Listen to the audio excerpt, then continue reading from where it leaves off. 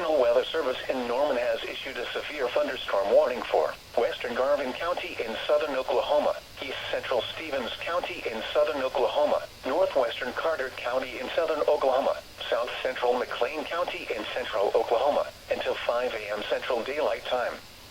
At 4:24 a.m. Central Daylight Time, a severe thunderstorm was located 4 miles south of Foster, moving north at 45 miles an hour. Expected hazards include 60 miles an hour wind gusts and quarter-size hail. This is a radar-indicated threat. The following impacts are expected. Hail damage to vehicles is expected. Expect wind damage to roofs, siding, and trees. Locations impacted include Pauls Valley, Purcell, Maysville, Elmore City, Wayne, Howley, Katy, Foster, Tatums, Rosedale, Antioch, Vernal, and White Peak. A tornado watch remains in effect for the warned area. Tornadoes can develop quickly from severe thunderstorms. For your protection, move to an interior room on the lowest floor of a building.